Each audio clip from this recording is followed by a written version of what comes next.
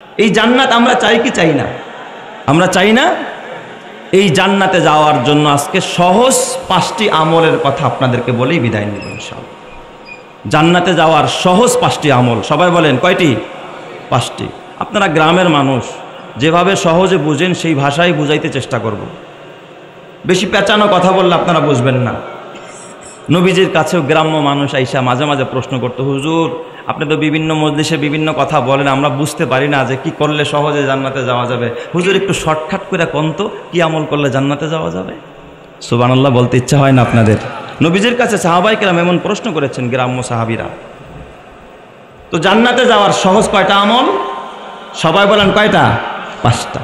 কেউ যদি এই সহজ 5টি আমল করতে পারে, কোরআন হাদিস রিসার্চ করলে, ঘাটাঘাটি করলে এই সহজ 5টা আমল পাওয়া যায়। বেশিও হতে পারে, আরো কমও হতে পারে।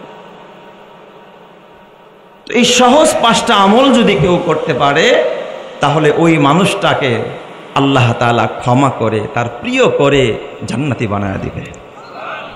তাহলে জান্নাতে যাওয়ার সহজ আমল কয়টি? সবাই বলেন। শুধু পুরুষের জন্য না নারীদের জন্য? বুড়াদের জন্য না যুবকদের জন্য? সবার জন্য। কাদের জন্য? সবার জন্য।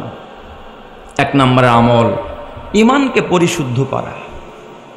বলেন জান্নাতে যাইতে হলে 1 নম্বরের কি আমল? ঈমানকে পরিশুদ্ধ করা, তাওহীদকে কি করা? একনিষ্ঠ করা, একেবারে একাত্মবাদে বিশ্বাসী হওয়া। বলেন তো, আপনার আমার খালেক, আপনার আমার স্রষ্টা, আপনার আমার রাজ্জাক, রিজিক দাতা, আপনার আমার হায়াত দাতা, মৌত দাতা, আপনাকে আমাকে পালনেওয়ালা যিনি একজন, তিনি কে? যার এক ঠিক তার সব ঠিক।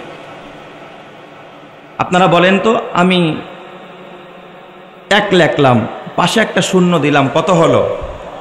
10। আরো একটা শূন্য বাড়াইলাম, কত হলো? আরো একটা শূন্য বাড়াইলাম, কত হলো? 1000। আচ্ছা এবার বলেন তো, আমি বাম পাশ থেকে শুধু 1 কেটে দিলাম, এবার কত আছে? কেন? 999 না? 1000 থেকে কয় কাটছেন? মাত্র 1ই তো কাটছেন, তাহলে কত আছে? 999 আছে না? কিছুই নাই, 3টা জিরো আছে, শূন্য। যার এক ঠিক তার সব ঠিক, যার এক ঠিক নাই তার কিছুই ঠিক নাই। এই পৃথিবীর ভিতরে বহু মহিয়সী নারীদেরকেও আমরা দেখেছি, আমরা মাদার তেরেসার কথাও শুনেছি, বহু মানবতার খেদমত করেছে, সেবা করেছে। আমরা শুনেছি বহু মনীষীরা এই মানবতার পিছনেও শ্রম দিয়েছে, ভালো কাজ করেছে। ঈমান ছিল না, তাদের কোন আমলে আল্লাহর কাছে কবুল হয় নাই, ওরা জাহান্নামী। কথা ঠিক না বা ঠিক জোরে কান? এই জন্য যার এক ঠিক তার সব ঠিক। জুতো মেরা তু সব মেরা, ফালাক মেরা জমি মেরি। জুতো মেরা তু সব মেরা, ফালাক মেরা জমি মেরি। अगर एक तू नहीं मेरा तो कोई शई नहीं मेरी। তুমি আমার সবই আমার, আকাশ আমার, জমি আমার। তুমি আমার সবই আমার, আকাশ আমার, জমি আমার। হারাই যদি শুধু তোমায়, কপাল পোড়ার নেই কিছু আর। এই জন্য একজনকে হাত করতে হবে। বলেন তো তিনি কে? নাকি পীর বাবাকে, মাজারওয়ালাকে, খাজা বাবাকে? খাজা বাবার কোনো ক্ষমতা আসেনি, খাজা বাবার ক্ষমতা নাই, মাজারওয়ালার ক্ষমতা নাই, কোন মানুষের কোনো ক্ষমতা নাই, আসমানের ক্ষমতা নাই, জমিনের ক্ষমতা নাই, চন্দ্রের ক্ষমতা নাই, সূর্যের ক্ষমতা নাই, কোনো নেতার ক্ষমতা নাই, কোনো জনতার ক্ষমতা নাই। যদি কেউ বলে সর্বময় ক্ষমতার মালিক জনগণ, বলেন তো এটা ঈমান? এ বাবা ঈমানের কথা না, ঈমান বিধ্বংসী কথা। কথা ঠিক কিনা? বলেন তো সর্বময় ক্ষমতার মালিক কে? কেউ কিছু করতে পারে না, কেউ কিছু দিতে পারে না, কেউ কিছু কারো কাছ থেকে কিছু পাওয়া যায় না, শুধুমাত্র একজনের কাছ থেকেই সব কিছু হয়। তিনি কে? এই জন্যই তো আমরা ঈমানের সাক্ষ্য দিতে গিয়ে বলেছি, আমানতু বিল্লাহি ওয়া মালাইকাতিহি ওয়া কুতুবিহি ওয়া রুসুলিহি ওয়াল ইয়াউমিল আখিরি ওয়াল কদরি খাইরিহি ওয়া শাররিহি মিনাল্লাহি তাআলা ওয়াল বাসি বাদাল মাউত। এই সব কথাগুলো বিশ্বাস করা, মেনে নেওয়া, স্বীকার করার নামই হলো তাওহীদ, বিশ্বাস করার নামই হলো ঈমান। আর এই কথা যে বিশ্বাস করবে সেই মুসলমান, সেই খাঁটি ঈমানদার। কথা ঠিক না বা ঠিক জোরে কর? এখন যদি আপনি মসজিদে এসে আল্লাহরে ডাকেন, আবার মাজারে গিয়া পীর বাবারেও ডাকেন, ঈমান আছে না গেছে? মাজারে গিয়া কয় একটি সন্তান দে রে বাবা, একটি সন্তান দে। আসে না নাই? ছেলে হয় না, কই গেছে? মাজারে গেছে। একটি সন্তান দে রে বাবা, একটি সন্তান দে, দুধ কলা আর সিন্নি দিব তোর মাজারে। মাজারে দুধ কলা দিয়া বাবার কাছে যদি কেউ সন্তান চায়, এ বাবা মাজারে দুধ কলা দিয়া যদি ভোটে জিততে চায়, মাজারে দুধ কলা দিয়া যদি সন্তানকে বিদেশ পাঠাইতে চায়, মাজারে ছাগল দিয়া যদি সন্তানের রোগ দূর করতে চায়, বলেন তো সে খাঁটি মুমিন হতে পারে না, ইমানদার হতে পারে না? তার ইমানের মধ্যে ভেজাল আছে না নাই? জোরে কোন আছে না নাই? এই জন্য আমার বাজান খবরদার, ঈমানকে পরিশুদ্ধ করো। ঈমান পরিশুদ্ধ হয় শিরক মুক্ত হওয়ার মাধ্যমে, ঈমান পরিশুদ্ধ হয় কুফরি মুক্ত হওয়ার মাধ্যমে। তোমার ঈমানের মধ্যে কুফরি আছে কিনা দেখো, তোমার ঈমানের ভিতরে কোনো শিরক আছে কিনা। এ মুসলমান, সাহাবায়ে কেরামের ঈমান কেমন দেখো। সাহাবায়ে কেরাম ঘর ছাড়তে রাজি, সাহাবায়ে কেরাম দেশ ছাড়তে রাজি, সাহাবায়ে কেরাম ক্ষমতা ছাড়তে রাজি, সাহাবায়ে কেরাম নিজের মা ছাড়তে রাজি, বাবা ছাড়তে রাজি, কিন্তু সাহাবায়ে কেরাম কোনোদিন ঈমান ছাড়তে রাজি হয় নাই। কথা ঠিক কিনা? তারা ঈমান ছেড়েছে?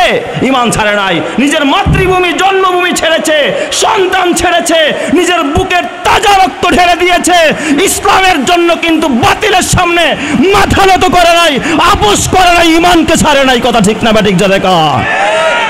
আর আজকে আমরা মুসলমান ওই এনজিওদের কাছ থেকে সামান্য একটু চাঁদা পাইলে, এক প্যাকেট বিরিয়ানি পাইলে, এক প্যাকেট সিগারেট পাইলে ঈমান বিক্রি করে দেই। আমরা ওই দুর্বল ঈমানদার। কথা ঠিক না ঠিক? যাবে কান। এখন সামান্য একটু হাদিয়ার কাছে আমাদের ঈমান কি হয়ে যায়? বিক্রি হয়ে যায়। ঈমানের পথে অবিচল থেকে আমার মরণ যেন হয়, তোমারই কাছে মিনতি আমার, মহামহিম দয়াময়। ঈমানের পথে অবিচল থেকে আমার মরণ যেন হয়, প্রতিদিন মিথ্যের মুখোমুখি হয়, বেদিন ফাসেকেরা করে হইচই, আজাজিল এসে গোমরাহি সুর গানে করে তুলে মোহময়। ঈমানের পথে অবিচল থেকে আমার মরণ যেন হয়, তোমারই কাছে মিনতি আমার, মহামহিম দয়াময়। ঈমানের পথে অবিচল থেকে আমার মরণ যেন হয়। জোরে জোরে বলি আমিন, আরো জোরে বলি আমিন। আল্লাহ তুমি কবুল করে নাও। জোরে বলি আমিন। তাহলে বলেন তো, এক নম্বরে জান্নাতে যাওয়ার সহজ আমলের 5টি আমলের 1 নম্বর আমল হলো ঈমানকে পরিশুদ্ধ করা। ঈমানকে কি করা? পরিশুদ্ধ করা। 2 নম্বর আমল, আপনি যদি শর্টকাট আমল করে খোদার জান্নাতে যেতে চান, 2 নম্বর আমল হলো 5 ওয়াক্ত নামাজকে সুন্দর করে আদায় করা। কয় ওয়াক্ত নামাজ? আরো জোরে বলেন, কয় ওয়াক্ত? ঈমানের পরে সবচাইতে গুরুত্বপূর্ণ ইবাদতের নাম হলো নামাজ। আন আব্দুল্লাহ ইবনে মাসউদ রাদিয়াল্লাহু তাআলা আনহু قال سألت النبي صلى الله عليه وسلم আইয়ুল আমালি আহাব্বু ইলাল্লাহ। হযরত আব্দুল্লাহ ইবনে মাসউদ থেকে বর্ণিত, তিনি বলেন, আমি বিশ্ব নবী, মানবতার নবী, রহমতে আলম নবীকে প্রশ্ন করলাম, আল্লাহর কাছে সবচেয়ে পছন্দের আমল কি? আল্লাহর নবী জবাব দিলেন, নবীজি আমার উত্তরে বললেন, আস-সালাতু আলা ওয়াক্তিহা। 5 ওয়াক্ত নামাজকে ওয়াক্ত মতো আদায় করা, সময় মতো আদায় করা, এই আমলটা আল্লাহর কাছে সবচেয়ে পছন্দের আমল, সবচেয়ে প্রিয় আমল। জোরে কোন সুবহানাল্লাহি ওয়া বিহামদি। তাইলে সমস্ত আমলের মধ্যে সেরা আমল, আল্লাহর পছন্দের আমলের নাম হলো 5 ওয়াক্ত নামাজ ওয়াক্ত মতো আদায় করা। আল্লাহ তাআলা কুরআনুল কারীমের মধ্যে বলেন, ওয়াল্লাযীনা হুম আলা সালাওয়াতিহিম ইউহাফিজুন। যারা 5 ওয়াক্ত নামাজকে হেফাজত করে, মানে যথা সময় আদায় করে, ওয়াক্ত মতো আদায় করে, উলাইকা হুমুল ওয়ারিসুন, যারা সময় মতো 5 ওয়াক্ত নামাজ আদায় করবে আল্লাহ বলে ওরা অধিকার হয়ে যাবে, ওরা ওয়ারিস হয়ে যাবে। প্রশ্ন হয় আল্লাহ কিসের ওয়ারিস হবে? আল্লাহ তাআলা ডাক দিয়া বলে আল্লাযীনা ইয়ারিসুনাল ফিরদাউসা, আল্লাহ বলে ওরা আমার জান্নাতুল ফিরদাউসের ওয়ারিস হবে। প্রশ্ন হয় আল্লাহ দুনিয়ার মানুষ বাবা মারা গেলে ছেলে সম্পদের ওয়ারিস হয়, ছেলে মারা গেলে নাতি ওয়ারিস হয়, আল্লাহ এই জান্নাতকে আবার কেউ ছিনায় নিয়ে যাবে কিনা? আল্লাহ কয় না না, হুম ফিহা খালিদুন, ওই জান্নাতের মধ্যে চিরকাল থাকবি, অনন্তকাল থাকবি, তোর জান্নাত কোনোদিন তোর হাত থেকে ছিনায় নিতে পারবে না। চিৎকার মেরে কন্না আল্লাহু আকবার। তাহলে বলেন ওই জান্নাতের মালিক হতে হলে 5 ওয়াক্ত নামাজ ওয়াক্ত মতো পড়া দরকার আছে না নাই? এখন দেখবেন 5 ওয়াক্ত নামাজির সংখ্যা খুবই নগণ্য, ঠিক না? ঠিক। বেশিরভাগ মুসল্লি হলো শুক্র আলী মুসল্লি। কি মুসল্লি? শুক্র আলী, খালি শুক্রবারের নামাজটা পড়ে, বাকি নামাজের কোনো খবর নাই। শুক্রবারের নামাজ দিয়ে মুক্তি পাওয়া যাবে না, শুধুমাত্র সাপ্তাহিক মুসল্লি হয়ে খোদার জান্নাতে যাওয়া যাবে না। কিছু আছে বাৎসরিক মুসল্লি, শুধু ঈদের নামাজ পড়ে, আছে না নাই? 2 ঈদের নামাজে যার কোনো নামাজ পড়ে না। কিছু আছে শুধু জানাজার নামাজ পড়ে, অন্য কোনো নামাজ পড়ে না। কিছু আছে শুধু মাগরিবের নামাজ পড়ে, অন্য কোনো নামাজ পড়ে না। কিন্তু কসম আল্লাহর, তুমি যদি খোদার জান্নাতে যাইতে চাও 4 ওয়াক্ত নামাজ পড়েও জান্নাতে যাইতে পারবা না, 4.5 ওয়াক্ত নামাজ পড়েও জান্নাতে যাইতে পারবা না। 5 ওয়াক্তের মধ্যে 5 ওয়াক্তই পড়তে হবে। যেই মানুষটা 5 ওয়াক্ত নামাজ পড়ে না, ওই মানুষটা জান্নাতে যাওয়ার কোনো সুযোগ নাই। কথা ঠিক কিনা? এই জন্য নামাজ পড়তে হবে কয় ওয়াক্ত? 5 ওয়াক্ত। তবে বাবা, নামাজ তো অনেকেই 5 ওয়াক্ত পড়ে, কিন্তু তার নামাজ কবুল হয় না।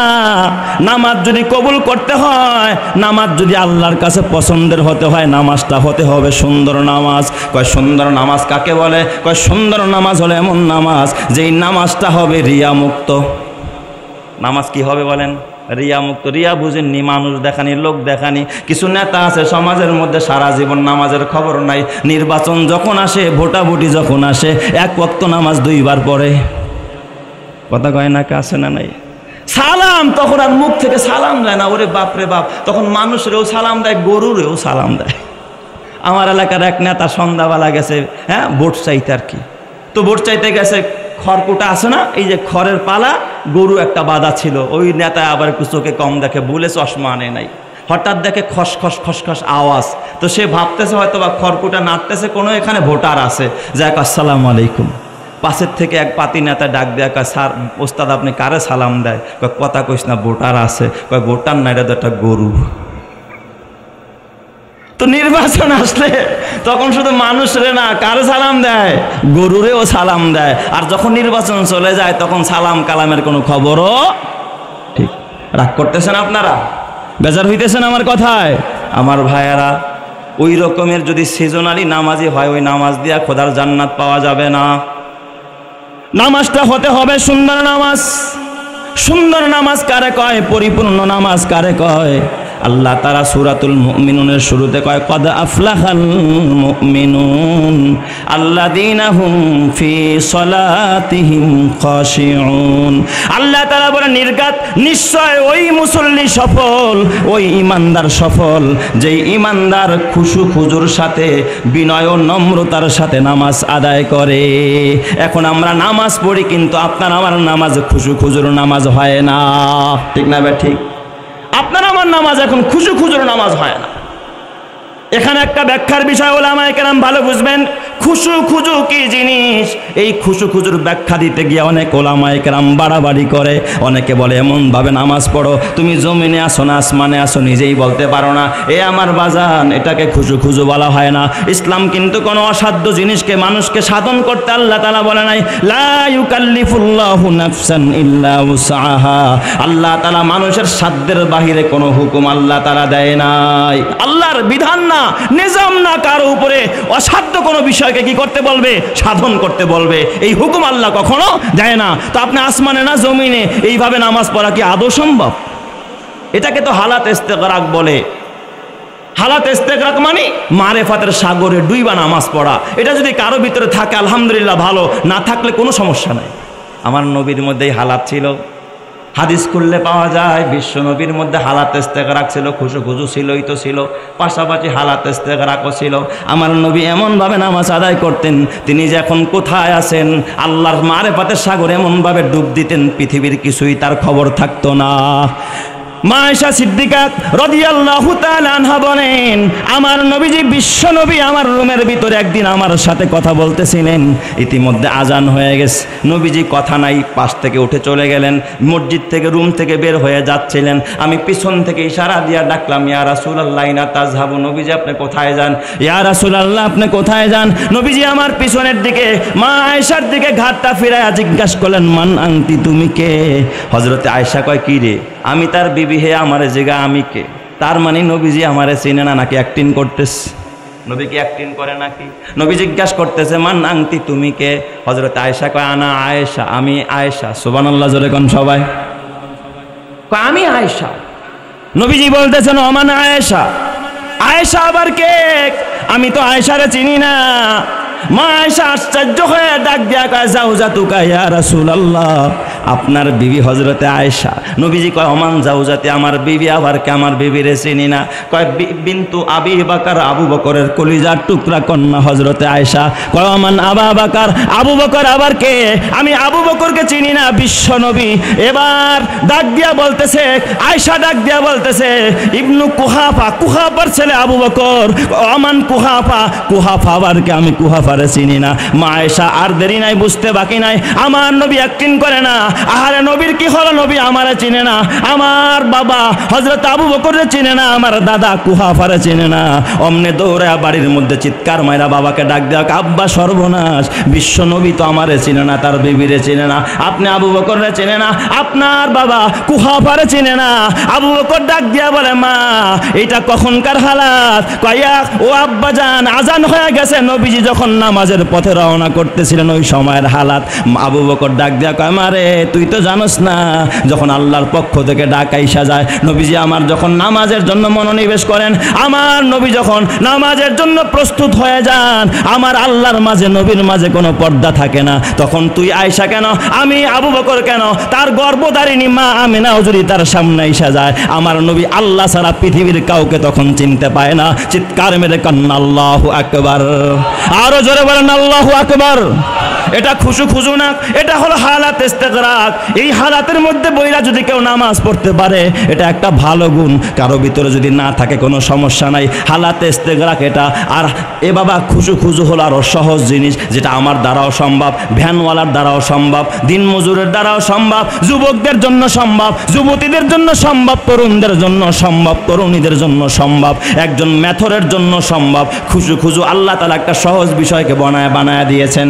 এ বাবা আল্লামা ইবনে আবিদিন শামী ফতোয়া শামীর ভিতরে খুশুর ব্যাখ্যা দিয়েছেন, এবং আল্লামা এ বাবা ফতোয়া আলমগীরের ভিতরে খুশুর ব্যাখ্যা দেওয়া আছে। খুশু হলো 3 অঙ্গকে একত্রিত করে নামাজ পড়ার নাম। কয় অঙ্গ? জোরে কোন, কয় অঙ্গ? 3 অঙ্গ একসাথে করে নামাজ পড়ার নাম হলো খুশু। 1 নম্বরে হলো তোমার জবান, 2 নম্বরে তোমার কান, 3 নম্বরে তোমার কল্পনা। তার মানে তোমার জবানে যা থাকবে তুমি কানেও তাই শুনবা, কল্পনায়ও তা থাকবে। আমাদের মুসলমান জবানে আল্লাহু আকবার, অন্তরে আল্লাহু আকবার থাকে না, কানেও আল্লাহু আকবার থাকে না। জবান দিয়া পড়া আলহামদুলিল্লাহি রাব্বিল আলামিন, কানে কিন্তু আলহামদুলিল্লাহর আওয়াজ থাকে না, কানে শুনে বাহিরের আওয়াজ, আর কল্পনায় থাকে দোকান কয়টায় খুলবো, বাসায় গিয়া কি খাবো, কখন বাজারে যাব, আজকে বাজার থেকে কি কি ক্রয় করবে, এই সমস্ত কল্পনা করে। ওই নামাজ খুশুর নামাজ নয়। এই জন্য আল্লাহ তাআলা বলেন, কদ আফলাহাল মুমিনুন আল্লাযীনা হুম ফি সালাতিহিম খাশিউন। ওই মুমিন সফল, যেই মুমিন খুশুর সাথে নামাজ আদায় করে। চিৎকার মেরে কোন সুবহানাল্লাহ। তাহলে বলেন তো খুশুর নামাজ পড়া দরকার আছে না নাই?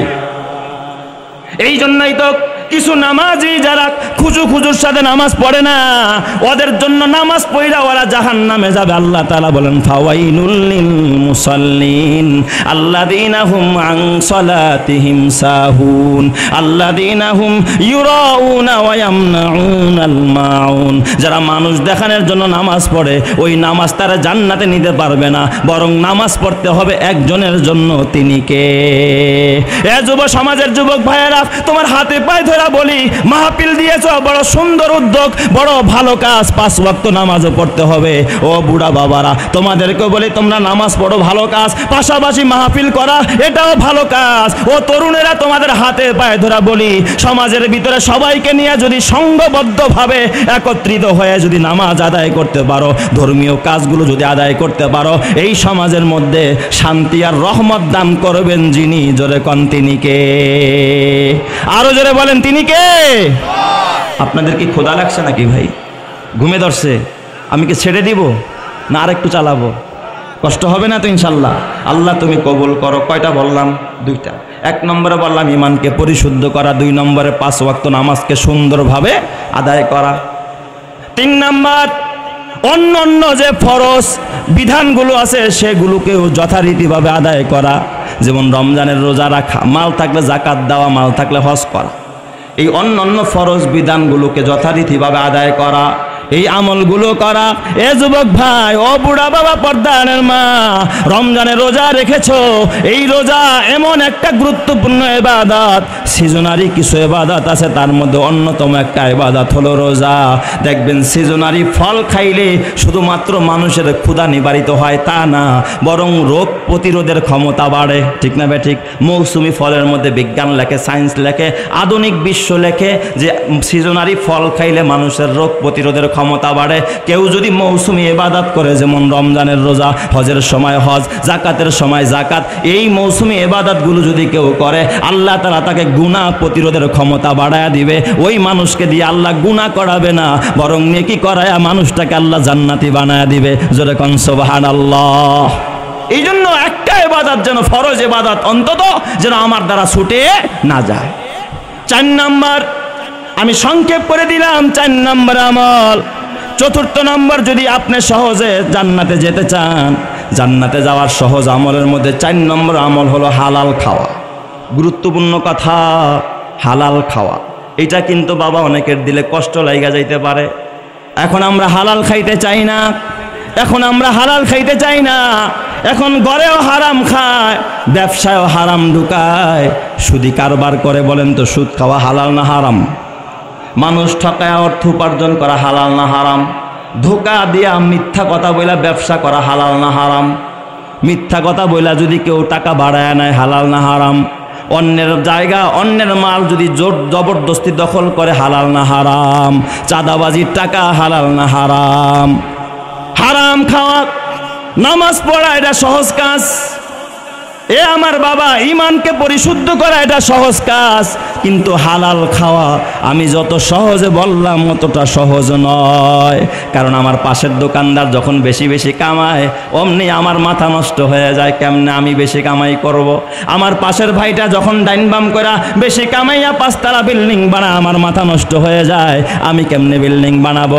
এ নিয়ে প্রতিযোগিতায় নামে, প্রতিযোগিতা করতে গিয়া সুদও খায়, প্রতিযোগিতা করতে গিয়া ঘুষও খায়, প্রতিযোগিতা করতে গিয়া হারাম কামায়, হারাম কামাইয়া তারপরে এই টাকা যদি দানও করো, কসম আল্লাহর, হারাম মালের দান আল্লাহ তাআলা কবুল করে না। তিরমিজির হাদিস শোনো, আল্লাহর নবী বলেন, লা তুকবালু সলাতুন বিগাইরি তুহুরিন ওয়ালা সাদাকাতুম মিন গুলুল। হারাম মালের সাদাকা আল্লাহ তাআলা কোনোদিন কবুল করে না। তাহারাত ছাড়া যেমন নামাজ হয় না, হালাল ছাড়া সাদাকাও কবুল হয় না। তুমি এখন যখন 1 লক্ষ টাকা একটা জায়গায় দিছো, পরের বার দেখবা তোমারে ওটার প্রধান উদ্বোধক বানায় দিছে। এই লোভ কি সামলানো যায় নাকি? এই লোভ সামলানো যায় না। এরপরে নির্বাচনের সময় মনোনয়ন তুমি কিনে আনছো 3 কোটি দিয়া, এবার তোমার লোভ কেমনে কামাই করবা? যেখানে পারো, যেমনে পারো হারাম কামাইলা, অথচ হারাম মাল খায়া যদি নিজের শরীরে রক্ত মাংস বানাও, আল্লাহর রাসূল বলেন, লা ইয়াদখুলুল জান্নাতা জাসাদুন গুজিয়া বিল হারাম। যেই দেহের মধ্যে রক্ত মাংস হারাম দ্বারা গঠিত হবে, ওই দেহ কশ্চিনকালেও খোদার জান্নাতে যেতে পারবে না। যতই নামাজ পড়ো, কপালে দাগ লাগায় ফেলছো, যতই তুমি হজ করো, যতই কোরবানি করো, যত বড় গরুটাই কোরবানি দাও না কেন, কিন্তু হারাম মাল কামাই করছো, হারাম পথে উপার্জন করছো, হারাম খাইছো, তোমার এই দান আর ইবাদত, তোমার নামাজ রোজা কিছুই আল্লাহর কাছে কবুল হবে না। সব যদি কবুল করাইতে হয়, বলেন তো হালাল খাওয়ার কোনো বিকল্প নাই। কথা ঠিক কিনা? আল্লাহ তাআলা রাসূলদেরকে ডাইরেক্ট অর্ডার করলেন, ইয়া আইয়ুহার রাসূল কুলু মিনাত তাইয়্যিবাত তাইয়্যিবাতি ওয়া'মালু সালিহা। হে নবীরা, তোমরা হালাল খাও এবং ইবাদত করো, নেক আমল করো। আল্লাহ তাআলা নেক আমল কবুল হওয়ার জন্য পূর্ব শর্ত দিয়েছেন, কুলু মিনাত তাইয়্যিবাত।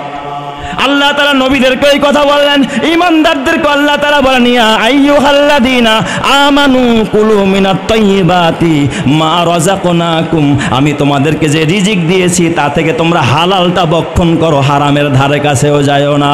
এ আমার বাবারা, নলডাঙ্গার মুসলমানেরা, ও আমার পর্দা আলের মায়েরা, আরেকজনের ক্ষেতের মধ্যে মরিচ দেখেছো, একটা মরিচ নিয়ে চিন্তা করলে একটা কাঁচা মরিচই তো ভাতের সাথে একটু কামড়ায় কামড়ায় খাবো। মাগো, তুমি তো হারাম খাইলা, জাহান্নামের আগুন খাইলা। মা, ও মা, চিন্তা করছো আরেকজনের ক্ষেতের মধ্যে একটা বড়ই হইছে, আমি একটা বড়ই নিলাম গাছতলায় পাইলাম, তাতে কি হয়েছে? মা, এটা হারাম, তুমি খাইলা, আরেকজনের ক্ষেতের ফল তুমি খাইতে পারো না। এ যুবক ভাই, বাদামওয়ালা বাদাম বিক্রি করে, 100 গ্রাম বাদামের অর্ডার দিয়া 3-4 জন যুবক দেখবেন এরপরে একটা করে চিকায় আর নেয় আর খায়। ও 100 গ্রাম বাদাম ঠোঙ্গায় ঢুকাইতে ঢুকাইতে একটা পরে আবার উঠায়, মাপতে মাপতে 3 জনে 10টা খায়া ফালাইছে, আর 50 গ্রাম খায়া ফালাইছে। তুমি যে এই যে ছোট্ট দোকানদারের 50টা বাদাম আর 100 টাকার বাদাম কিনতে গিয়া আরো 10 টাকার বাদাম খাইলা, এটা তুমি হারাম খাইলা। ওই হারাম যতদিন তোমার দেহের ভিতরে থাকবে, তোমার ইবাদত কবুল হবে না, তোমার নামাজ রোজা কবুল হবে না, আল্লাহর জান্নাতে যাওয়ারও আশা করা যায় না। কথা ঠিক কিনা? তাহলে বলেন তো, জান্নাতে যাইতে হলে হারাম ছাড়তে হবে, হালাল পথে চলতে হবে। কথা ঠিক কিনা? এ যুবক ভাই, খবরদার খবরদার, নিজের জীবনে পণ করো, আমি হারাম কামায় আমার বিবিরে খাওয়াবো। এই জন্য বিবি কয়দিন পরে আরেকজনের হাত ধরা বাগে। তুমি যদি হারাম টাকা দিয়া তোমার মেয়েরে পোশাক কিনে দাও, তোমার ছেলেরে পোশাক কিনে দাও, পড়ালেখার খরচ চালাও, ওই ছেলে তোমার কথা শুনবে না, মেয়ে তোমার কথা শুনবে না। কারণ হারাম উপার্জনের মধ্যে কোনোদিন আরাম নাই।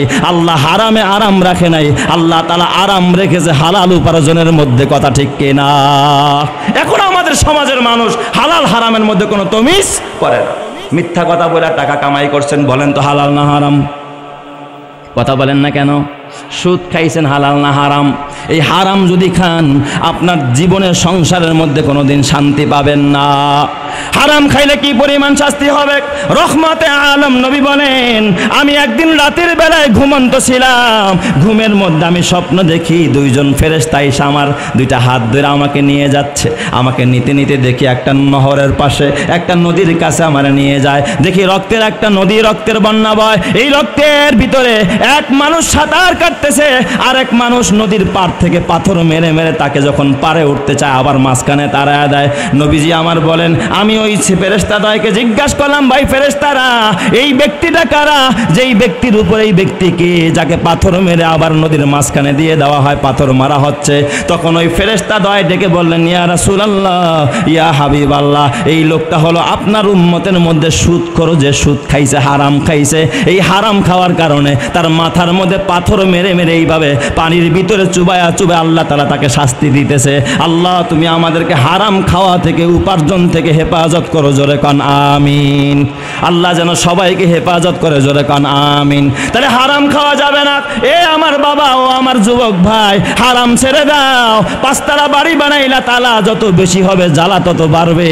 সংসারে শুধু টাকা হইলেই শান্তি আসে না, টাকার মধ্যে শান্তি নাই, পদের মধ্যে শান্তি নাই।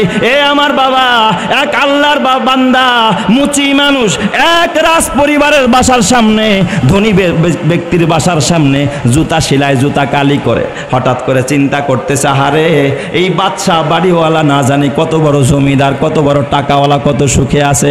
একদিন ওই মুচি এই চিন্তা করতেছে আর জুতা সেলাইতেছে আর আল্লাহর নামের জিকির করতেছে, তসবিহ পড়তেছে আর মনে মনে হাসে, আর মাঝে মাঝে দেখে মনের আনন্দে গজল গায়, নাশিদ গায়। হঠাৎ জমিদার বাড়ির থেকে বের হয়েছে। জমিদারে কয়, দেখি তো এই মুসি বেড়ায় গুনগুন করে কি গায়। কাছে গিয়া দেখে আনন্দের নাশিদ গায়। কাছে গিয়া জিজ্ঞাসা করলে, এই বেটা, তোর মনে এত ফুর্তি কেন, এত আনন্দ কেন? কয়, আমার কোনো কষ্ট নাই, কোনো পেরেশানি নাই, আমি বড় আনন্দে আছি, আল্লাহ আমারে খুব ভালো রাখছে। মুসি যে জুতা সেলাই, আল্লাহ অনেক ভালো রাখছে। এই কথা শোনার পরে এই জমিদার বেচারায় সফর মুলতবি করে ঘরে ঢুকছে। বিবিরে ডাক দেয়া, কয়, বিবি গো, জীবনে শুনলাম না কেউ বলল সে বড় সুখী। রাজায়ও কয় আমি বড় দুঃখী, প্রজায়ও কয় আমি বড় দুঃখী, বাড়িওয়ালাও কয় সমস্যা, ভাড়াটিয়াও কয় সমস্যা, জমিওয়ালাও কয় সমস্যা, এই জমিতে যে কামলা খাটে সেও কয় সমস্যা। কথা ঠিক কিনা? কেউ কয় না আলহামদুলিল্লাহ আল্লাহ অনেক ভালো আছি, এই কথাটা কারো মুখে শোনা যায় না।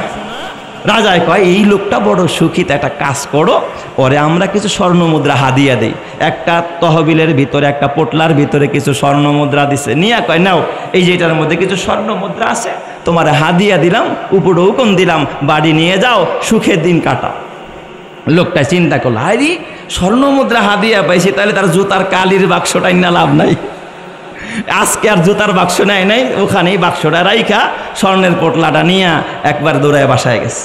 বাসায় গিয়া বিবি জিগায়, কেউ আমাগো যে পুঁজি পাটটা সেটা কোথায়, বাক্সটা কোথায়? কারণ তার জীবনের পুঁজি কি এক বাক্স, ওই যে কালি কিছু মুসুনি থাকে, এটাই হলো তার সম্বল। কয় ওইটা কোথায়? কয় আরে বিবি কথা কইস না, আসলটা নিয়ে আসছে আজকে। কয় কি আনছো? কয় কইস না, কেউ যেন না শুনে, এটার মধ্যে কিছু স্বর্ণ মুদ্রা আছে, জমিদারে আজকে আমার হাদিয়া দিস।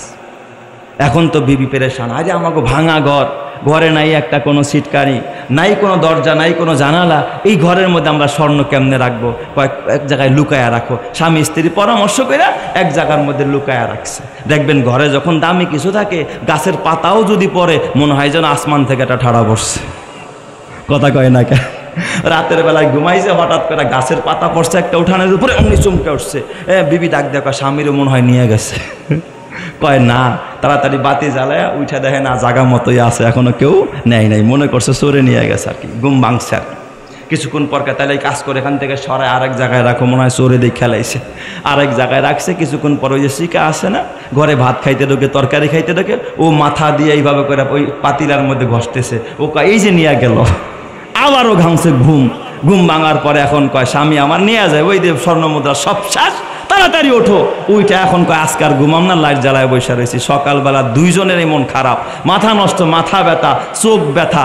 এখন বউ ডাক দেখা, স্বামী গো একটা কাম করো, রাজার ধন রাজার এই দিয়ে আসো, জমিদার এই দিয়ে আসো, আমাকে শান্তির বাক্সে আমাকে ঘরে নিয়ে আসো। ওই শান্তির বাক্সের মধ্যে এত শান্তি, রাতের বেলায় ঘুমাই জীবনে একটু ঘুম ভাঙে না। চিৎকার মেরে কন্যা আল্লাহু আকবার। তাহলে বলেন সম্পদের ধনের মধ্যে এই ভাই শান্তি নাই? যার যত তালা বেশি তার তত জ্বালা বেশি। কথা ঠিক না বে ঠিক? যার সম্পদ যত বেশি তার ঘুম হয় না, ঘুমের ট্যাবলেটটা খাইলে তার ঘুম হয় না। হারাম কামাই কইরা যদি তোমার এই মাথার গাম পায়ে ফেলে হারাম কামাই কইরা যদি দুনিয়ার মধ্যে অশান্তিতে ভোগ করো, কসম আল্লাহর মৃত্যুর পরে যদি তোমার এই সম্পদ তোমার জাহান্নামের আগুনে জ্বালায়া দেয়, এই সম্পদের কারণে যদি জাহান্নামে যেতে হয়, দুনিয়াতেও সম্পদের কারণে কষ্ট করলা, চিন্তা করলা, ঘুমকে হারাম করলা, আখেরাতে যদি সম্পদ তোমাকে জাহান্নামে যাওয়ার কারণ হয়, তাহলে তোমার মতো হতভাগা এই জমিনের মধ্যে আর কেউ হতে পারে না। কথা ঠিক কিনা? তাহলে বলেন তো হালাল উপার্জন করা দরকার আছে না নাই? 4 নম্বরে যেটা বললাম, জান্নাতে যাওয়ার সহজ আমলের মধ্যে চতুর্থ আমল হলো হালাল খাওয়া, হারামকে বর্জন করা। আর 5ম নম্বরে যেটা বলে আমি বিদায় নিব, সর্বশেষ আমল, সেটা হলো বান্দার হক, হুকুকুল ইবাদ গুলোকে যথারীতিভাবে আদায় করা। আমাদের সমাজের ভিতরে কিছু কিছু মানুষ আছে যারা আল্লাহর হক আদায় করে কিন্তু বান্দার হক আদায় করে না। এই আমার বাবা, তুমি যদি জান্নাতে যেতে চাও, বান্দার হক আদায় করতে হবে, বান্দার হক যথাযথভাবে আদায় করতে হবে। কয় বান্দার হক কি? কয় তুমি যদি স্বামী হও বিবির হক আদায় করো, তুমি যদি বিবি হও স্ত্রীর আরে স্বামীর হক আদায় করো, তুমি যদি স্বামী হও বিবির হক আদায় করো, তুমি যদি ভাই হও ভাইয়ের হক আদায় করো, তুমি যদি নেতা হও জনগণের হক আদায় করো, তুমি যদি মা হও বাবা হও সন্তানের হক আদায় করো, তুমি যদি সন্তান হও পিতামাতার হক আদায় করো, তুমি যদি একজন বাড়িওয়ালা হও প্রতিবেশীর হক আদায় করো, তুমি যদি একজন মালিক হও তোমার অধীনস্থ কর্মচারীদের হক আদায় করো। তুমি যদি হক আদায় করতে না পারো, কিয়ামতের ময়দানে বান্দার হকের কারণে তোমাকে জাহান্নামের আগুনে জ্বলতে হবে। কথা ঠিক না বে ঠিক? জোরে কন। আমাদের সমাজে অনেক ভাই আছে, অনেক বোন আছে, আল্লাহর হক আদায় করে, নামাজ পড়ে, রোজা রাখে, যাকাত দেয়, হজ করে, কথা ঠিক, কিন্তু বান্দার হক আদায় করে না। আল্লাহর নবী একদিন বলতেছে ওয়াল্লাহি লা ইউমিন, ওয়াল্লাহি লা ইউমিন, ওয়াল্লাহি লা ইউমিন। আল্লাহর নবী কয় আল্লাহর কসম সে ঈমানদার না, আল্লাহর কসম সে ঈমানদার না। কিলা ওমান লা ইউমিন ইয়া রাসূলুল্লাহ, কে ঈমানদার না? আল্লাহর নবী বলেন মান লা ইয়ামান জারুহু বাওয়াইকাহু, কয় যার অনিষ্টতা থেকে প্রতিবেশী নিরাপদে থাকতে পারে না, যে প্রতিবেশীরে কষ্ট দেয়, প্রতিবেশীর হক নষ্ট করে, আচরণ দিয়া ব্যবহার দিয়া প্রতিবেশীরে কষ্ট দেয়, কথা দিয়া কষ্ট দেয়, প্রতিবেশীর হক আদায় করে না, ওই ব্যক্তি কশ্চিন কালে মুমিন হতে পারবে না। আর যে মুমিন হতে পারবে না সে কোনোদিন খোদার জান্নাতেও যেতে পারবে পারবে না, কথা ঠিক কিনা? তাহলে বলেন বান্দার হক আদায় করা দরকার আছে না নাই? এ আমার বাবা, এই বান্দার হকের ভিতরে একটা হক সবচেয়ে বড় অবহেলিত বর্তমানে এই তরুণ প্রজন্মের কাছে। এ তরুণেরা, এ আমার যুবক ভাইয়েরা, তোদের হাতে পায়ে ধরে বলে যায়, যার মা বাইচা আছে খবরদার, মা হলো তোর জান্নাত, বাবা হলো তোর জান্নাত। কারণ আল্লাহ তাআলা মা বাবার পায়ের নিচে সন্তানের জান্নাত রেখেছে। এ আল্লাহর সন্তুষ্টি, মা বাবার সন্তুষ্টির ভিতরে মারে খুশি করবি, বাবারে খুশি করবি। এখন তরুণ সমাজেরা মা বাবারে খুশি করতে পারে না, একটাই মাত্র কারণ তারা আজকে ভারতীয় সিরিয়াল দেখে, স্টার জলসা, জি বাংলা দেখে, তারা আদালতের নামে বিভিন্ন ভারতীয় চ্যানেলগুলো দেখে। সেখানের মধ্যে শিক্ষা দেওয়া হয় কিভাবে ভাগিনা তার মামা নিরে নিয়ে পালায়ন করলো, কিভাবে ভাই তার ভাইয়ের স্ত্রীকে নিয়ে পালায়ন করলো, কিভাবে প্রেম করতে হয়, কিভাবে আরেকজনের স্ত্রীকে পালায়ন করে আনতে হয়, কিভাবে মারে কষ্ট দিল, বাবারে কষ্ট দিল। এই ইতিহাসগুলো সেখানে আপনাদেরকে চর্চা করানো হয়। আজকে সেই কোরআনের চর্চা আপনার ঘরে নাই, হাদিসের চর্চা আপনার ঘরে নাই। আজকে আপনার ঘরের ভিতরে কিতাবের আমল নাই, আপনার ঘরের মধ্যে আজকে নবীর সুন্নাহ নাই, আপনার সমাজের মধ্যে আজকে বেশি বেশি তাফসিরুল কোরআন মাহফিল নাই, কোরআনের আলোচনাগুলো হয় না। আপনার ঘরের মধ্যে 24 ঘন্টা বিজাতীয়দের কালচার আপনার ঘরের মধ্যে 24 ঘন্টা বাজতে থাকে, কোরআনওয়ালাদের আওয়াজ ঘরের মধ্যে বাজে না। যার কারণে সন্তানগুলো মা বাবার হক বাদ দিয়ে এখন বান্ধবীর হক আদায় করে, এবং বিভিন্ন পর নারী, বেগানা নারীদের হক আদায় করে, এবং বিভিন্ন বন্ধু বান্ধবের হক আদায় করে, অথচ মা বাবার হক আদায় করে না। এমন স্বার্থপর সন্তান সমাজের মধ্যে আছে না? মা বাবার হক আদায় করতে চায় না, অথচ কোরআন হাদিস ঘাটলে আমরা যেই জিনিসটা দেখতে পাই, আল্লাহ তাআলা পিতাকে বানাইছে সূর্যের মতো, মাকে বানাইছে আল্লাহ তাআলা চন্দ্রের মতো। কারণ হযরত ইউসুফ পয়গম্বর রাতের বেলায়, রাতের অন্ধকারে স্বপ্ন দেখলেন, পিতার কাছে গিয়া স্বপ্নটা কিভাবে ব্যক্ত করেন, ইজ ক্বালা ইউসুফু লি আবিহি ইয়া আবাতি ইন্নী রাআইতু আহাদা আশারা কাওকাবান ওয়াশ শামসা ওয়াল কমারা রাআইতুহুম লি সাজিদিন। ডাক দেয়া বলে, আব্বা আমি রাতের বেলায় স্বপ্নে দেখলাম আকাশের 11টা তারকা, চন্দ্র এবং সূর্য আমার পায়ে সেজদা করতেছে। এখানে পিতাকে সূর্যের সাথে তুলনা করা হয়েছে, মাতাকে চন্দ্রের সাথে তুলনা করা হয়েছে। মুফাসসিরিনে কেরাম বলেন, তোমার পিতা হলো সূর্যের মতো, কারণ তোমার পিতা দিনের বেলায় সারাক্ষণ তোমার জন্য মাথার ঘাম পায়ে ফেলে, সূর্যের আলোতে তোমার বাবা কষ্ট করে, তোমার জীবনে আলো ফুটাইতে চায়, নিজের জীবনের আলোকে নিভাইয়া তোমার বাবা সূর্যের আলোতে থাইকা তোমার জীবনকে আলোকিত করতে চায়। তোমার পড়ালেখার জন্য তোমার বাবা মাথার ঘাম পায়ে ফেললো, নিজের মাথার চুলকে পাকিয়ে দিল। আর তোমার মাকে তুলনা করা হয়েছে চন্দ্রের সাথে, কারণ রাতের বেলায় চন্দ্র কিন্তু মানুষ ঘুমায়, পশু পাখি ঘুমায়, চন্দ্র কিন্তু ঘুমায় না। রাতের বেলায় চন্দ্র জাগ্রত থাকে। কয় তোমার মা রাতের পর রাত তোমার জন্য পেটে নিয়ে তোমার মা জাগ্রত ছিল। তোমার মা হলো চন্দ্রের মতো, রাত জেগে জেগে তোমার মা নিজের জীবনের আলোকে নিভাইয়া তোমার জীবনকে আলোকিত করতে চেয়েছে। তোমার মা হলো চন্দ্রের মতো। এ যুবক ভাই, তোর হাতে পায়ে ধরা বলা যায়। আবার কোন কোন মুফাসসিরিনে কেরাম মায়ের দৃষ্টান্ত, বাবার দৃষ্টান্ত দিয়েছে মোমবাতির মতো, যে মোমবাতি অন্যকে আলোকিত করে নিজের অস্তিত্বকে বিলীন করে দিয়ে, মোম কিন্তু আস্তে আস্তে গলে যায়, নিজের অস্তিত্ব শেষ করে অন্যকে আলো বিলায়। কয় তোমার মা এবং তোমার বাবা মোমবাতির মতো, নিজের জীবন নিজের অস্তিত্বকে বিলীন করে দেয়, নিজে অসুস্থ, চিকিৎসা করায় না, অথচ অসুস্থ বাবা হইয়া অসুস্থ সন্তান নিয়ে হসপিটালে দৌড়ায়। নিজে ক্ষুধার্ত, নিজের ক্ষুধার কথা মনে রাখে না, নিজের অস্তিত্বকে বিলীন করে দিয়েছে সন্তানের সুখের জন্য, সন্তানের মুখে হাসি ফোটানোর জন্য, সন্তানের জীবনকে আলোকিত করার জন্য। তাহলে তোমার বাবা হলো সূর্যের মতো, তোমার মা হলো চন্দ্রের মতো, তোমার মা বাবা মোমবাতির মতো নিজের জীবনকে বিসর্জন দিয়ে তোমার জীবনকে আলোকিত করতে চায়। ওই মারে যারা কষ্ট দেয়, বাবারে যারা কষ্ট দেয়, তাদের মতো নিমক হারাম সন্তান পৃথিবী তার কেউ হতে পারে না, কথা ঠিক কিনা? এই জন্য যুবক ভাই, তোমার হাতে পায়ে ধরে বলা যায়, মা হলো তোমার রহমতের একটা টাওয়ার, বাবা হলো তোমার রহমতের একটা টাওয়ার। দেখবেন যেই এলাকায় আপনি যেই কোম্পানির সিম ব্যবহার করেন, ওই কোম্পানির টাওয়ার যত বেশি হবে, নেটওয়ার্কটা তত শক্তিশালী হবে। রহমতের টাওয়ার হলো আপনার মা, রহমতের টাওয়ার হলো আপনার বাবা। এ আমার বাজান, এক সাহাবী তার মা মারা গেছে, চিৎকার মেরে কাঁদতেছে। আরেক সাহাবী জিজ্ঞেস করতেছে, আপনি এইভাবে কেন মায়ের জন্য কাঁদেন? তখন ওই সাহাবী ডাক দিয়া বললেন, ও ভাই, তুমি তো জানো না আমার এতদিন দুইটা জান্নাতের দুয়ার খোলা ছিল, আজকে আমার মায়ের ইন্তেকালের মাধ্যমে একটা জান্নাতের দুয়ার আমার জন্য চিরদিনের জন্য বন্ধ হয়ে গেল। এই জন্য আমি কাঁদতেছি, আমার জান্নাতের দুয়ারটা আজকে একটা বন্ধ হয়ে গেছে, আর একটা খোলা আছে। মা তোর জান্নাত, বাবা তোর জান্নাত, ওই মারে কষ্ট দেওয়া যাবে না, বাবারে কষ্ট দেওয়া যাবে না।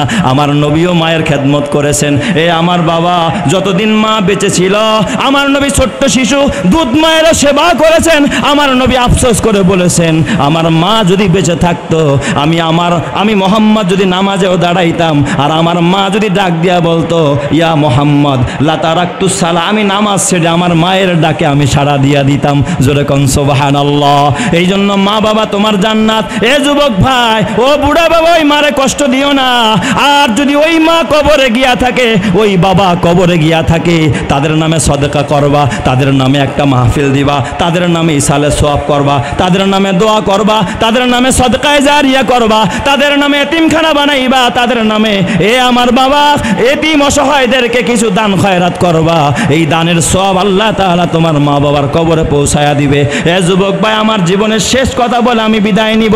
খুতুবাতের কিতাবের মধ্যে লেখে, এক মা অন্ধ মানুষ, আন্ধা মানুষ, একজন মা কানা মানুষ, এক চোখ আছে আরেক চোখ নাই, একটা চোখ উপরানো একটু গর্ত হয়ে আছে। খুতুবাতের কিতাবের মধ্যে লিখেছে, এই মা ছোট্টবেলায় তার স্বামী, একটা সন্তান হওয়ার পর তার স্বামী যখন ইন্তেকাল করে, মা চড়াই উতরাই পাড়ি দিয়া এই মা সন্তানের সুখের জন্য আর বিবাহ বসে নাই। কিন্তু মা ছিল বড় কালো, দেখতে দেখা যেত না বলো ভালো। এ যুবক, হতে পারে তোর মা ভালো দেখা যায় না, তোর মা একজন কালো নারী, তোর মায়ের কণ্ঠ হয়তো বা ভালো না, তোর মা দেখতে তত সুশ্রী না, কিন্তু তোর মা তো তোর মা, তোর মা তো তোর জান্নাত। ওই মহিলাটা ছিল একজন কালো বেটে প্রকৃতির, চোখ ছিল একটা অন্ধ, এক চোখ ছিল কানা, চোখ উপরানো, দেখতে একটা গর্ত দেখা যাইতো চোখের ভিতরে।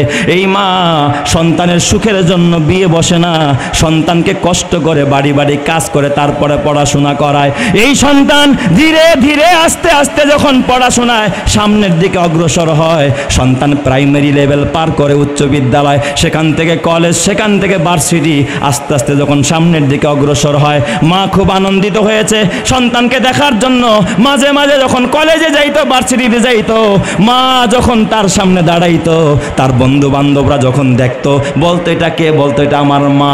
তখন অগোচরে ওই ছেলেটাকে তার বন্ধু বান্ধবরা বলতো, তোর মা একজন কানা। তাকে মাঝে মাঝে ডাকতো, এ কানার ছেলে এদিকে আয়, তাকে ব্যঙ্গ করে ডাকতো, তোর মারে ভালো দেখা যায় না। এই মায়ের কারণে সন্তানের বদনাম, সবাই সন্তানকে ব্যঙ্গ করে ডাকে, সন্তানকে নিয়ে ইনসাল করে, সন্তানকে নিয়ে ট্রোল করে। সন্তানের এই কথাগুলো বারবার শুনতে শুনতে মায়ের প্রতি একটা অনীহা ভাব, মায়ের প্রতি ঘৃণা জন্মাইছে, যে আজকে এই কলেজের ভিতরে পড়াশোনায় আমার নাম ভালো, পড়াশোনায় আমার খ্যাতি আছে, কিন্তু আমার একটাই মাত্র দোষ, আমার মায়ের কারণে সমাজের ভিতরে আমার বন্ধু বান্ধব সবাই আমাকে বিভিন্ন রকমের ট্রোল করে, আমার বন্ধু বান্ধব ক্লাস ফ্রেন্ড যারা আমাকে নিয়ে বিভিন্ন মজাক করে। মায়ের প্রতি একটা বিদ্বেষ ভাব। হঠাৎ একদিন তার মা কলেজের সামনে গিয়া দাঁড়ায়, বাচ্চার সাথে, ছেলের সাথে দেখা করবে। ছেলে এবার ডাক দিয়া কয়, মা খবরদার ফারদান, তুমি আর কোনোদিন আমার কলেজে আসবা না, কারণ আমি সমাজে মুখ দেখাইতে পারি না। মা সবাই আমাকে নিয়ে মজা নেয়, আমাকে নিয়ে ট্রোল করে। মা তুমি আর কোনোদিন আমার কলেজে আসবা না, ভার্সিটির দরজায় আসবা না, আজকে থেকে আমি তোমার নিষেধ করে দিলাম। মা বুঝতে পারে নাই, মা সেখান থেকে চলে যায়। এরপর থেকে সন্তান আর কোনোদিন মায়ের খবর নেয় না, মা আর কলেজ ভার্সিটিতে আসে না। সন্তান পড়াশোনা শেষ করে শহরে চাকরি নেয়, উচ্চপদস্থ একজন কর্মকর্তা হিসাবে চাকরিতে যখন রত হয়ে যায়, সেখানে গিয়ে একজন সুন্দরী রমণী, এ বংশীয় একটা মেয়েকে যখন বিয়ে করে, উচ্চ ফ্যামিলির একটা মেয়েকে বিয়ে করে, এবার মায়ের আর খবর নেয় না, মায়ের কোনো খোঁজ খবর নেয় না। মা অসহায় মানুষের দুয়ারে দুয়ারে কাজ করে বেড়ায়। হঠাৎ লোক মুখে শুনতে পায় যে তোমার সন্তান শহরের ভিতরে ভালো চাকরি করে, অভিজাত এলাকায় থাকে, সেখানে ভালো একটা ফ্ল্যাটের মধ্যে তোমার পুত্রবধূকে নিয়ে তোমার ছেলে সেখানে থাকে, তোমার ওই ছেলের ঘরেও নাতিরা হয়েছে। মায়ের দিলের মধ্যে তামান্না, আল্লাহ সন্তান আমারে ভুলতে পারে, কিন্তু আমি তো সন্তানরে ভুলতে পারি না। ঠিকানাটা নিয়ে মা চিন্তা করলো, সন্তানের সাথে একটা নজর আমি দেখবো আমার সন্তান কেমন সুখে আছে। আমি মায়ের খবর নেয় না, তাতে কিছু আসে যায় না, আমার সন্তান যদি সুখে থাকে তাতেই আমি মা সন্তুষ্ট। কারণ পৃথিবীর ভিতরে মা কোনোদিন সন্তানের অমঙ্গল চায় না, সন্তানের ক্ষতি চায় না। একজন নিঃস্বার্থভাবে সন্তানকে যিনি ভালোবাসেন তিনি হলেন মা আর বাবা। এই জন্য দেখবেন সন্তান অসুস্থ হলে মা রোজা মান্নত করে, মা নামাজ মান্নত করে, মা বলে ছাগলটারে আল্লাহর রাস্তায় দিয়া দিমু, কিন্তু জীবনে শোনেন নাই মা অসুস্থ, ছেলে বলছে আমার মা সুস্থ হইলে আমি 2টা রোজা রাখবো, আমার মা সুস্থ হইলে 10 রাকাত নামাজ পড়বো। ছেলে জীবনে মান্নত করে না, কিন্তু সন্তান অসুস্থ হওয়ার সাথে সাথে মা সাথে সাথে মান্নত করে ফেলায়। কারণ মা কলিজা দিয়া ভালোবাসে সন্তানরে। মা বলতে পারে না, মা সন্তানকে দেখার জন্য ওই অবস্থায় যখন তার ফ্ল্যাটের সামনে এসে দাঁড়ায়, কলিং বেল বাজাইতে দারোয়ানের সামনে। এবার যখন ছেলে সন্তানেরা নাতিরা যখন আসছে, আইসা যখন চেহারা দেখছে, চিনে তো না এটা যে আমার দাদু হয়, দেখাই ডাক দেয়া বলতেছে আব্বা একটা ভিক্ষুক মহিলা, অন্ধ মহিলা দরজার সামনে মনে হয় ভিক্ষার জন্য দাঁড়াইছে। ছেলে এবার মনিটরটা বড় করে জুম করে সিসি ক্যামেরায় তাকায় দেখে এটাই তো আমার মা। ঘরের দরজায় না আইসা ভিতর থেকে ছেলেদেরকে বলে দেয়, ডাক দিয়া বলে যাও যাও তুমি এখান থেকে ফিরে যাও, আর কোনোদিন এখানে আসবে না, আমার বাবা বড় ব্যস্ত মানুষ, এই যে কিছু টাকা দিছে তোমাকে দান করছে এটা দিয়া ভাড়া দিয়া তুমি যেখান থেকে আসছো সেখানে চলে যাও। মার আর বুঝতে বাকি নাই, মা চোখে পানি নিয়ে সেখান থেকে বাড়ি ফিরে আসে। কিছুদিন পর ওই মা আফসোস করতে করতে ইন্তেকাল করে।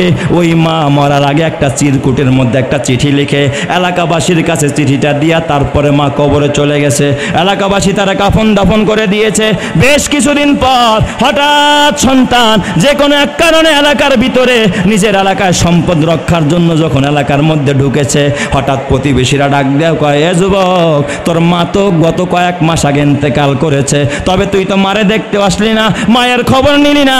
তোর মা ইন্তেকালের আগে এই যে একটা খামের মধ্যে ভরে এই চিঠিটা আমাদের কাছে দিয়ে গেছে, তুমি একটু চিঠিটা খুলে দেখো। তখন ছেলেটা সাথে সাথে চিঠি খুললো। চিঠির মধ্যে মা লিখেছে, বাবা আমি তোমার সুখের জন্য ছোটবেলায় তুমি যখন অসুস্থ হয়ে গিয়েছিলে, তোমার টাইফয়েডের জ্বর হয়েছিল বাবা, ডাক্তার বলেছে তোমার একটা চোখ নষ্ট হয়ে গেছে, এই চোখটাকে প্রতিস্থাপন করা হবে, এই চোখের জায়গায় আরেকটা চোখ লাগাইতে হবে, নয়তোবা তুমি অন্ধ হয়ে যাবে, আর কোনোদিন দেখতে পাবে না। দুনিয়ার কেউ তোমার চোখ দেয় নাই, আমি মা সেদিন আমার একটা চোখ তোমার সুখের জন্য আমি মা দান করে দিয়েছিলাম, আমি আজকে তোমার জন্য অন্ধ হয়েছি।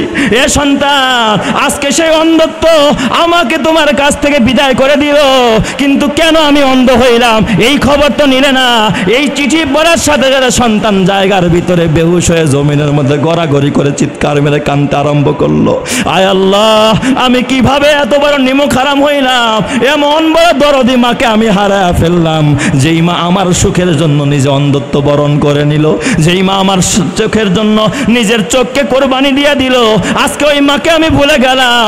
আমার মতো নিমুখ হারাম আর পৃথিবীতে কেউ নাই। এ যুবক ভাই তোর হাতে পায়ে ধরা বলা যায়, তোর ছোট্টবেলায় তোর মা যদি চাইতো তোকে অপসারণ করে ফেলে দিতে পারতো, তোর গলা চিপে মেরে ফেলতে পারতো, দুধ পান না করাইলে তুই বাঁচতি না, তোকে যদি মা রক্ষণাবেক্ষণ না করতো তোর বেঁচে থাকা বড় কষ্ট হয়ে যেত। আজকে ওই মার খবর নেস না, ওই বাবার খবর নেস না। ওই মা বাবা বাইচা থাকলে খবর নিবি, খেদমত করবি, দোয়া নিবি, আর যদি মা বাবা মইরা যায় মা বাবার নামে কিছু কিছু দান খয়রাত করবি। এই জন্য আমি যুব সমাজকে ধন্যবাদ জানাই। ওই যুবকের জীবন ধন্য যেই যুবক আজকের এই মাহফিলটা করলো, তাফসিরুল কোরআন মাহফিল, এর সওয়াব তার মা বাবার কবরে যাবে। ওই বাবার জীবন ধন্য যেই বাবা অর্থ দিয়া এই মাহফিলটাকে বাস্তবায়ন করলো। ওই নারীর জীবন ধন্য যেই নারী অর্থ দিয়া এই মাহফিলটাকে সাফল্যমণ্ডিত করলো।